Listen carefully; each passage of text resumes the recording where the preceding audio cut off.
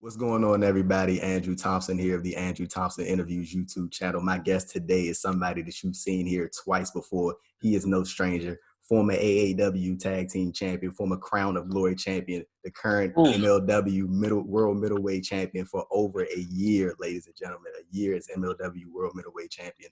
This is the one and only young GOAT, Myron Reed. Myron, what's going on, sir? Hey, man, what's going on with you, dog? I appreciate you taking the time to do this. As I mentioned before, over a year as MLW middleweight champion. Of course, the pandemic kind of put things on hold, but a year is a year anyway. So They still count. So yeah, exactly. So just tell me like what it means to you to have been and now the longest reigning MLW World Middleweight Champion of all time. And like right now, where I'm at in the situation is like I'm happy. I said what I was going to do, and I've done it. But like, of course, you know, it's due to the pandemic, so it's like it's still that it still count. But at the end of the day, I wasn't able to whoop people up like I wanted to throughout those months. So now Pillman's got to pretty much take how I feel pretty much about this shit. Like he got to take it all. Like he gonna have to take all the heat. I'm beating his ass. Like period. Period. I'm whooping that man. We talked about how, you know, there's of course the pandemic, but like I feel like MLW has really taken the steps forward to continue growing during the pandemic and not get stagnant. Like, of course, I'm pretty sure you've seen Cole Bauer putting out all the announcements about the DAZN deal, the Fubu Sports deal, re-signing with BN Sports, and all these other announcements. Like, what has it been like for you as somebody that's a critical piece to MLW to see that Cole Bauer isn't letting you guys kind of sit in the same spot that you were back in March? Well, I mean, I felt like, you know, with everybody being gone in like the 4 to 6 months, whatever it was that, you know, wasn't wrestling. That's just everybody sitting at home, you know what I mean? And like, you want to know that, hey, when I go back somewhere that I just signed to, it's going to be even more popping than it was when I had left it. So like, I feel like it's an amazing thing. Like, you want your boss to be trying to expand the brand, because when he's expanding that brand for MLW, he's making the platform bigger for all of us. You know what I mean? I feel like everybody in MLW, like, we feel like we just as talented as the guys over there at the WWE or AEW. Like, it's just a matter of getting more people to watch it, and him doing what he's doing is the perfect thing. You feel me? All right, and of course, MLW has the restart on November 18th, kicking off on the MLW YouTube channel as well and other platforms. Like dude, it's gonna be so many people like that are like on a very high level that's gonna be a part of this, a part of this forthcoming, you know, tapings and stuff like that in MLW that you guys already put together. We got Leo Rush, ACH, Calvin Tankman. Man, you got Jordan Oliver, of course, who's a part. I mean, hey, for a second, big bro, like, take a second and think about that, bro. What's the skin colors of the guys you just named, bro? Like, it's beautiful. Yeah, it's beautiful. I know it's so cool seeing so many people of color like being in these positions, so many black people being in these positions, man. Like, I think that's something that we've seen, especially over the last 5 or 6 months. You know, I feel like we really seen like an uprise of black talents in professional wrestling just take the forefront. Like, we had the Black Wrestlers Matter show, we had the For the Culture show at the Collective. I think that was last month. Man, that was last month already, but it's just been really crazy in a good way to see how many black talents have kind of risen to the forefront and kind of stopped waiting for those opportunities to come and kind of make people realize that, hey, we are just as good as anybody else that you can book in these situations. Yeah, my bad, bro. Definitely though. Like, I feel like you gotta book the best talent, like, pretty much to make a stand. But like, the cool thing about that is, bro, is not only them bringing in the top talent that they're bringing in, they're also meshing it with the people that pretty much started in MLW. Like, a lot of us, bro, like, we were good people that were talented, but we just didn't know our full potential yet. So like, a lot of guys are like MLW, like, homegrown talent, like, and that's a beautiful thing. And now we're just mixing and mashing up the roster together, and it's gonna make things interesting. 100%, it definitely is. But like, as I mentioned, we got so that just great list of names that we got: ACH, Leo Rush, Calvin Tankman, etc. Just tell me, like, what was the vibe like and the atmosphere was like backstage, like with all those, like, so like with so many great talents in one area, and how excited were you guys to just be a part of the MLW tapers and know that MLW is back? It was, honestly, bro, it's like a little family reunion, because for real, we've been apart, like, with the pandemic and everything. We really don't see each other like we used to. Like, before the shit hit, like, we were seeing each other almost every weekend. but I mean, besides Leo, I mean, he was in the E, but like ACH, like we were seeing each other all the time, bro. All of us were seeing each other all the time wrestling. And then you go 6-7 months without seeing your friends, and then now it's like, oh, once a month I see them, or you know, every now and then, very blue moon. So I mean, it's crazy, bro. Like the locker room was awesome, bro. Like it was just like a lot of catching up, a lot of, hey, what you doing? you trying to smoke after this? So like it's my bros, bro. Like I feel like it was love. Like I love a locker room like that. I don't want to be in a locker room where I'm with people where I got to think like, oh man, I don't want to see this nigga, man. You know how he be acting. You know how he be like, I don't even want to go to the show. You know how he be acting, bro. Like, but yeah, it was love, bro. Like it was. I'm really excited for people to see the restart, bro. Like we worked our ass off that week of tapings. Right, and just a little teaser right here. What can people expect? Viewers like myself and for the bunch of people that's going to be watching on the premiere on November 18th. What can we expect to see from the first episode of the restart from MLW, man? Man, besides the fresh to death, man, like the new tights, man, the flames in the head, bro. Bro, you can expect me beating the dog shit out of Brian Pillman and retaining the MLW World Middleweight Championship, bro. Like it's just I gotta do it, bro. Like I gotta do it. That man is probably the biggest phony on this fucking planet. Like, there we go. Like, there we bro, go. He's the biggest clown, biggest crybaby, biggest bitch. Like, good lord, bro. And I don't even like talking down to people like that, bro. But like, he one of them. He's definitely one of them. No, so you just really brought something to my mind. I remember it was a couple of weeks ago. It had to be a couple of weeks ago. You had tweeted something to Brian Pillman. I think somebody had tweeted at you, and they like armchair booked how you were going to lose the title to Brian Pillman, right? And then you quote tweeted the dude. You was like, Brian Pillman need to worry about some originality and not my title. He was like, I'm gonna lay his goofy ass down. Hey, bro, bro, you gotta keep it real, bro. I mean, really think about it. Like, you might as well just take the fucking junior off the fucking name. I mean, motherfucker's a copycat, bro. Like, trying to be like his dad. I mean, like, your dad was lit, bro. You're not. Like, period. Like, it's just like, you are not lit. Like, stop trying to be him. Be somebody else. Like, I'm about to whoop his ass. Like, hey. Oh, my goodness. Hold on. There we go. Let's go. Am I going to beat up Pillman?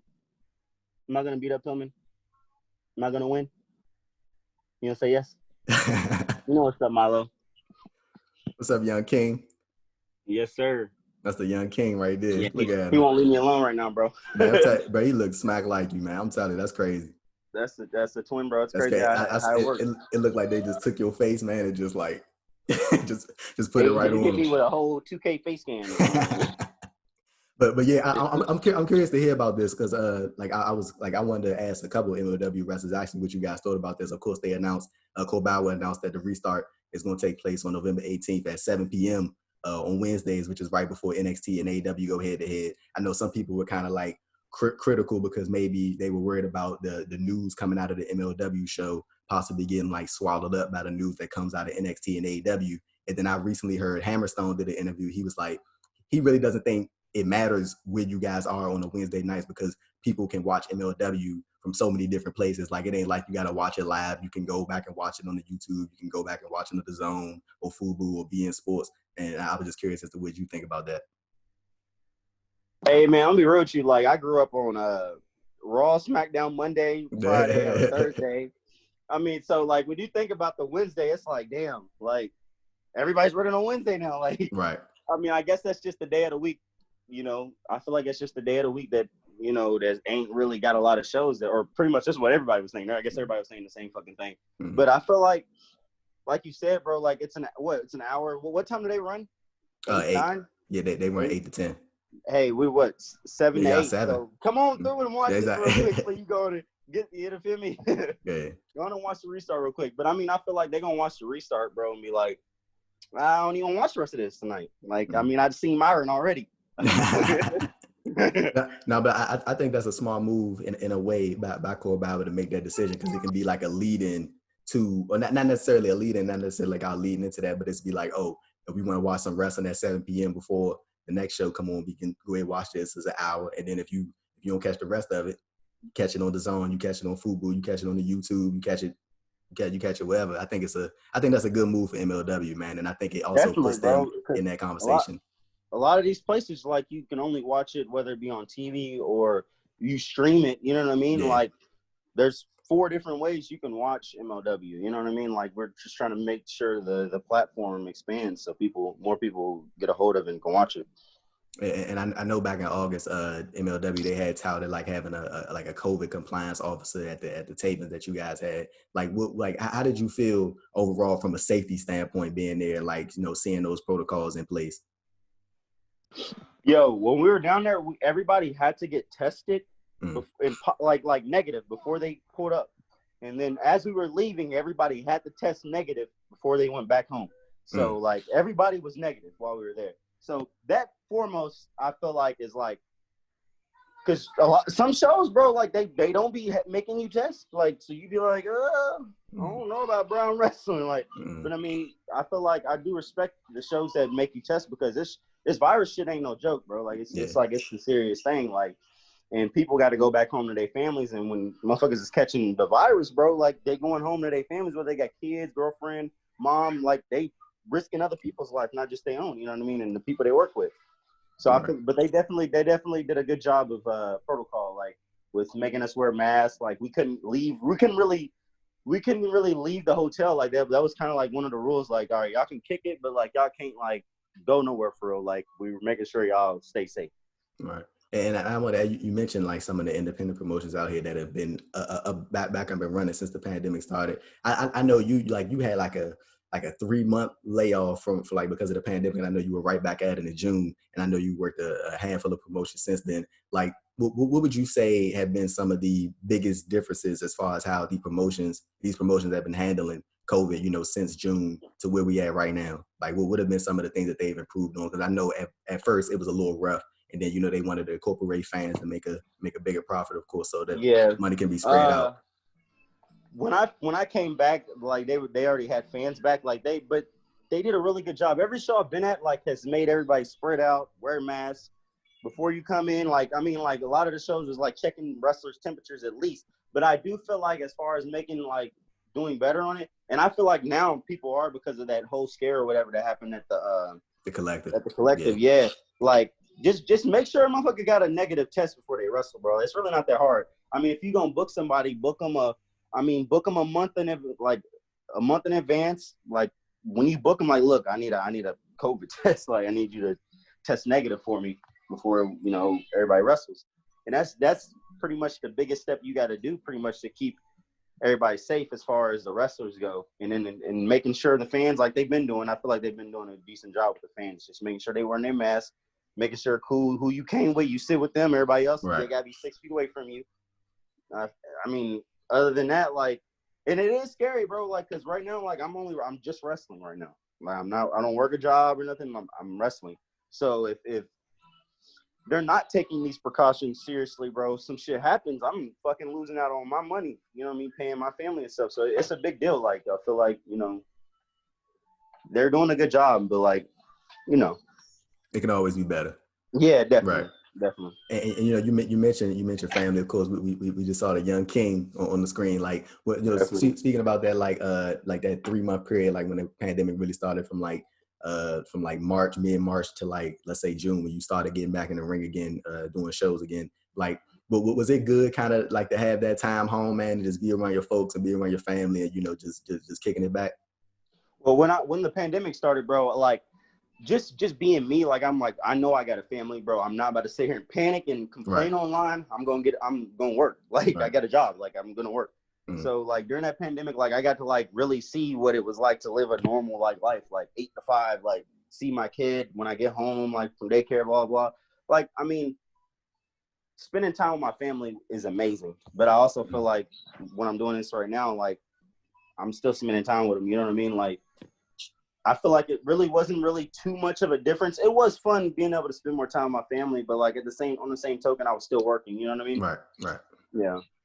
So, and you know, speaking of one of these independent promotions, man, I know one that you did was Warrior Wrestling, and it was at that event that you wrestled the Rascalz. And of course, last night, I'm pretty sure you know where I'm going with this. Last night, of course, it was announced that they are departing Impact Wrestling, and I think the final match is next week against Rich Swann I think they're doing like a mixed tag, like a mixed combination. I just seen that, all that. That's crazy. Yeah, I know it is, and it's crazy because I know that they can literally go anywhere. Like I don't doubt that they can. Like anywhere they want. Like literally, that's what's gonna be the special thing about it. Like this whole thing, like I knew that it was coming up this year. That Des had told me it was like I don't know what we're gonna do, but you know what I mean. I feel like they're options, man. They're top talented, bro. It's gonna be fun. It might like when you think about it, it's like damn, I'm sad I'm leaving, but like my bros, like they get the opportunity for people to actually really see how talented they are. There's so much people could like. There's so much impact could have done with them, and I feel like they didn't do. And you know, I feel like wherever they go, they're going to be taken care of because they're a talented team in ring. I don't think there's really nobody a trio's better than them in ring. They all can talk.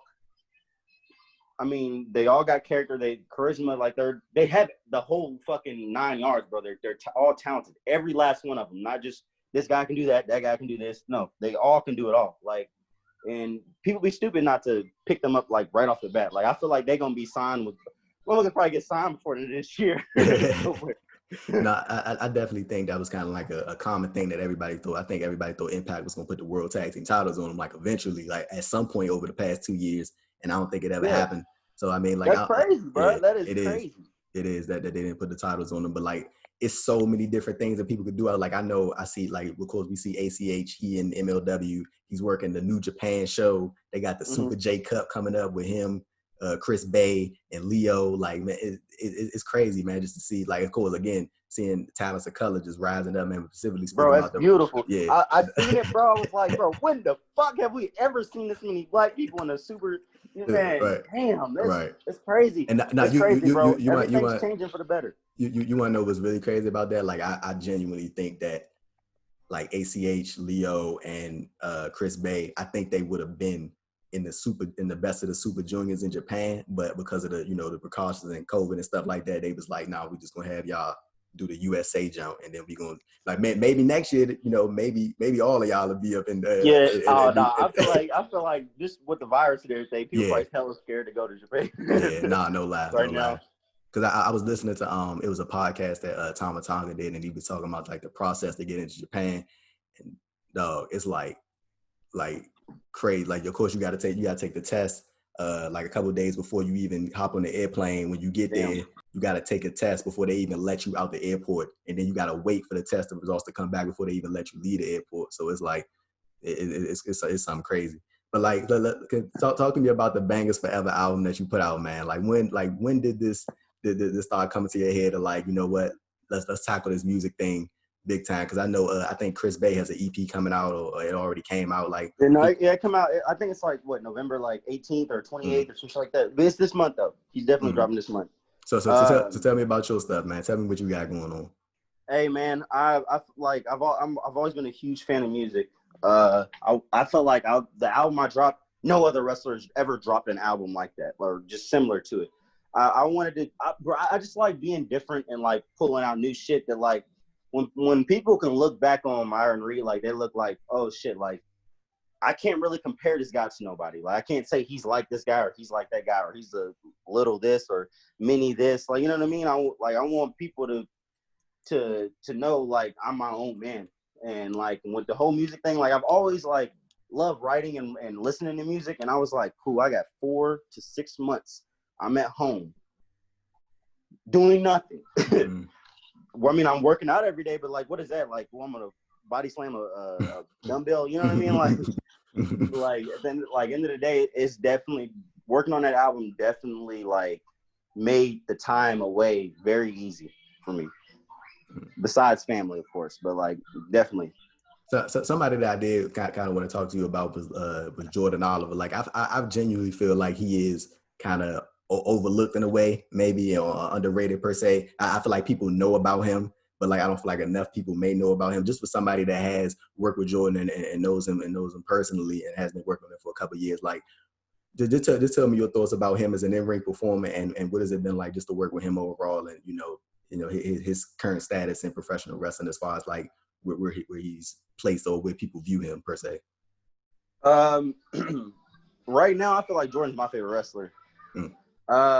Did you guys wrestle at the Synergy Pro show? I think that was. Yeah, we did. Yeah, okay. It was really good, man. Like all the matches we've had have been really great. Like I just feel like we've worked together more and more, like more chemistry every time we're together. But the thing is, people don't know is we've been knowing each, like we've backyard wrestled, like we knew of each other, like we were like we go way back. So when they paired us together, we was like, oh, we finna fuck some shit up. But like other than that, bro, Jordan's like super talented. He can talk, he can wrestle, like he has like literally talented, bro. And I just feel like I used to like get upset when like I was like, bro, I feel like I'm up there with these dudes. Like I can do what they can do. Like I'm like next level. I'm ready, bro. And I know he probably feels like it. Like I'm talented. I'm lit. Like why am I not here yet? Like, but the beautiful thing about life, bro, is everybody has their own course. So he working hard right now. People's more and more people are slowly noticing and gravitating. But at the end of the day, bro, everything's gonna work out like I don't even know how to like explain this shit, like, or how to say it, the word, but like, you know, everything comes around. So like you work hard at something and you keep working at it and don't give up on that shit. It's gonna happen. It's gonna come around. It's gonna you're gonna accomplish more than what you even ever thought you can accomplish. Like he's gonna do some shit in wrestling that he's not even like mentally ready for yet. Like he ain't even put himself in that spot yet. He knows where he wants to be at. He's like, I want to be here, but he gonna be like, pure, like what the fuck? Where am I at? You know what I mean? Like that's just how it is. It's patience and hard work, bro.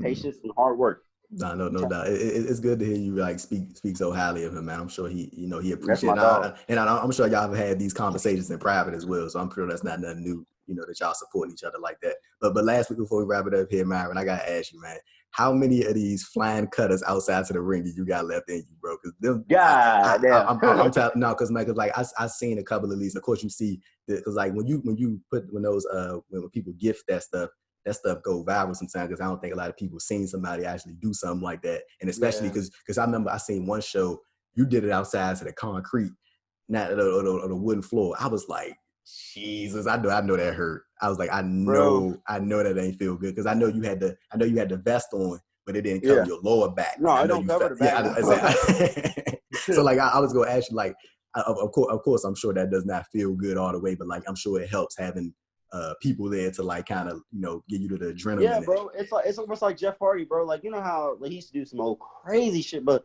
it's still just, doing it. The crowd, bro. Like he's just like, bro, that adrenaline, bro. I feel like, I feel like you got injected with some cocaine or something, bro, or something, bro. Like something, just energy, bro. It's just the energy, bro. But as far as that move goes, man, like I'm just trying to get it out while I can, bro. Like I'm not gonna be young forever. Have you ever considered like making that like your finisher, like your main finisher, or is that something like you break out every once in a while? It would be cool to have a finisher, but like as far as I go, I feel like it's more of a setup into my finish. Like I like to hit that, throw it ass in, no cap splash or something, like, because like at the end of the day, like you hitting that move, but I'm also kind of hurt. And I'm throwing bro back in, he's got time to kind of like recover a little bit by the time I get back in and cover him. When I know cap splash people, it's you getting hit with this vest, 450 splash, and you have no time to recuperate. I'm covering you as soon as I splash you. You know what I mean? Because I remember the first time I actually seen you ever hit that move. It was at MLW's pay-per-view in November. I think it was, I can't remember what, I think it was super something. I know what you're talking about, Super Fight. Or something like that. I know exactly what you're talking about. MLW Super Fight. That was the first, because I remember I was covering that show, and that was the first time I ever seen you hit that move. Like I was typing, like, cause you know, do the little play-by-play articles and stuff like that. I was typing, and then I remember I looked down, and then all I saw was somebody come flying like from over the top rope, hit the cutter. I looked up, I'm like, what the hell was that? Like, who was that? And then they looked up, they was like, Myron Reed just hit the cutter over the top rope. I'm like, Myron crazy as hell, man. I'm like, crazy. But the thing was, the move looked so cool, and then when you do stuff like that, it take off on social media. So I'm pretty sure that's a cool thing.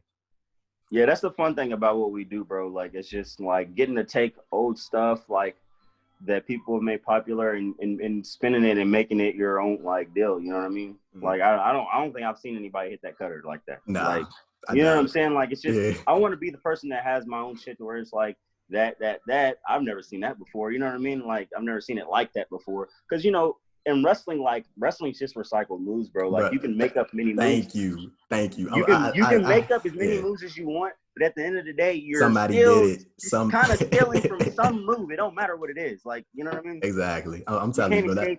That's like one of my biggest tropes in wrestling, man. Where people like try to state claim the moves and like they don't even know that somebody did this before. But like I kind of like the way.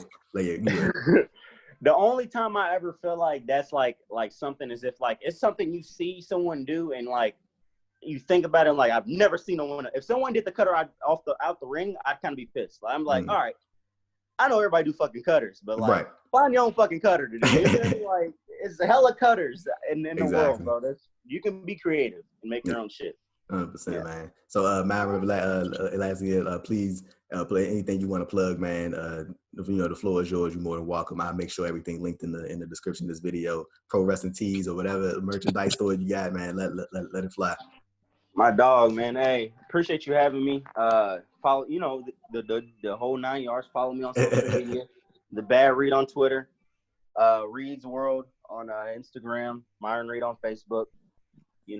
As far as like what's coming up, man, honestly, like I'm just in the lab working, like as far as music goes, wrestling, because the restart already happened. I said I'm gonna take a break from music until I get this restart cracking. Now I'm back on it. So just doing everything again.